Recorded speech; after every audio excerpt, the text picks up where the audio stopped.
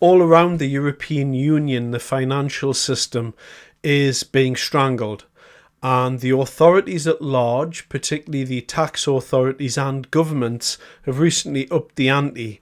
And we're going to cover a development that's happened in Spain, which is exceptionally worrying, but it really falls into line with what's been happening with Europe and recent announcements by Ursula von der Leyen and Rachel Reeves, who is absolutely intent on destroying benefit pension schemes, a final salary and defined benefit pension schemes. And so on the screen here, you'll see a notice that's been brought out in Spain, and it's a notice of cash withdrawal.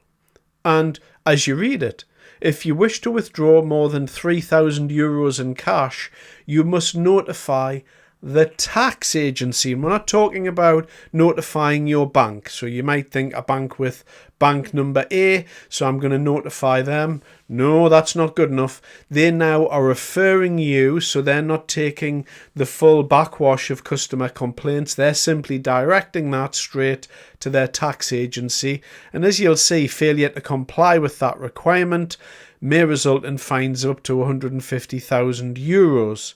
And so it's unclear here whether the banks are just going to allow you to take the money and the authorities are going to fine you later, or whether you can go to the bank and take out small amounts totaling more than €3,000, and at that stage they're going to fine you anyway.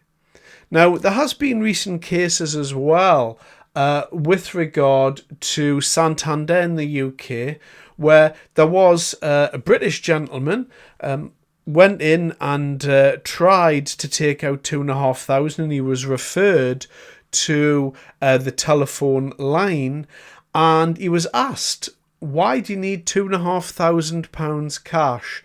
And the man essentially said because he wanted to buy a motorbike for his son. And the Santander employee asked him if he had any evidence.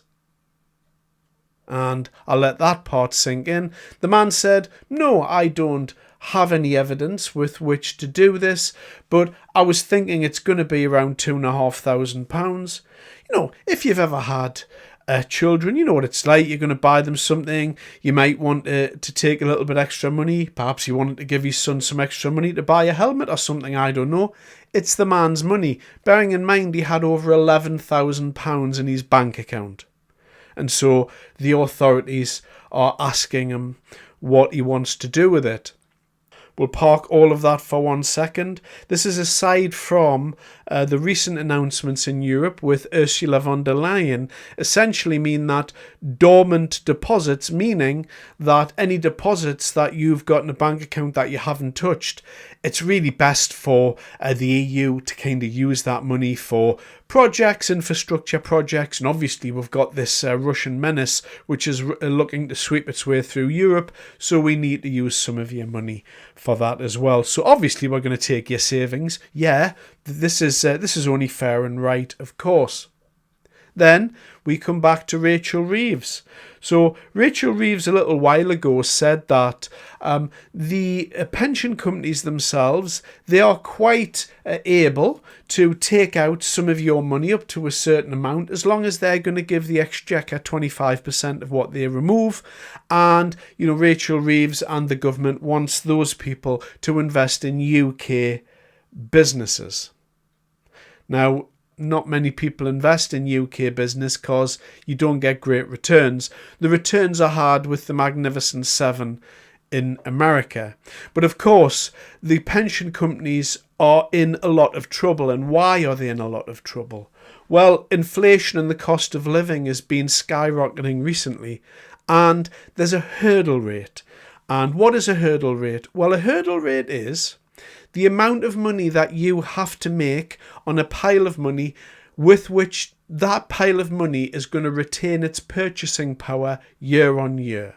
So currency is being debased at the moment at approximately somewhere between 5 and 10% due to inflation. So loosely speaking, if I walk into a supermarket today and buy, £100 worth of Irish butter, say, then in a year's time, I'm not going to be able to afford to buy £100 worth of Irish butter. I'll be able to probably get around £90 to £95 worth of Irish butter. And that's a really, really loose way to look at currency debasement.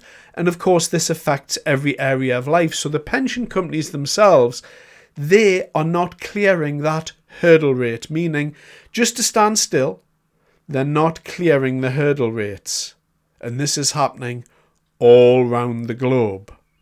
And so pension companies are having to go farther and farther out into the risk curve in order to even clear the hurdle rate, never mind increase it with the cost of living and inflation year on year and provide a return for those people who've been paying into these pension pots all of their life. And so you see the problem here. Rachel Reeves offers the pension companies an out, saying, look, I know you're doing terrible here, but how about you whip some money out there and you can invest over here, just give me a quarter of what you take out and the jobs are good 'un. She's recently come out and not said that it's okay to do that. Rachel Reeves has come out and informed the pension companies that that behaviour is now preferable. So it's not that they're allowed to do it.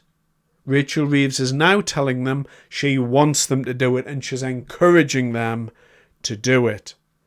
So this is only really a matter of time before we have a Robert Maxwell type situation going on here. It's obvious what's going to happen. The pension companies aren't clearing the hurdle rates anyway. They're certainly not providing a return. They're certainly not able, if you're paying into a pension now, to provide the returns necessary to give you something when you're retired in 10, 20, 30 years' time. It's a bit of a joke, really.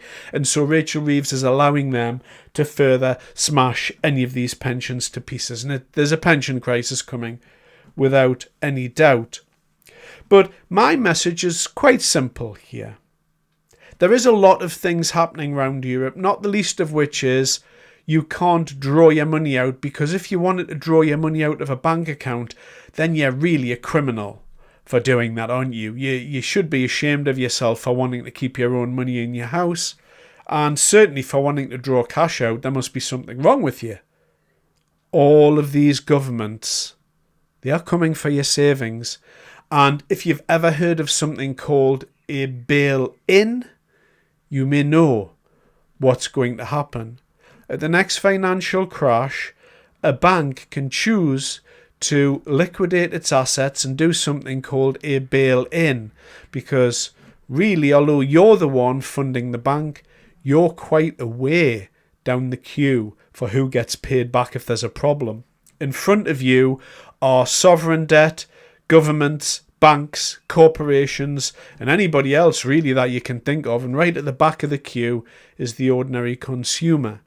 And a bail-in is where the bank takes your money to pay off its creditors. But you really need to be considering how much of your savings, if you're lucky enough to have any savings, that you choose to keep in this financial system, because they've given us enough signals right up to this point. They're coming for your money, like it or not. And if you're going to leave your money there, don't be too surprised in the future if you switch on the news one day and find that it's not. Anyway, thanks very much for your time. I appreciate it.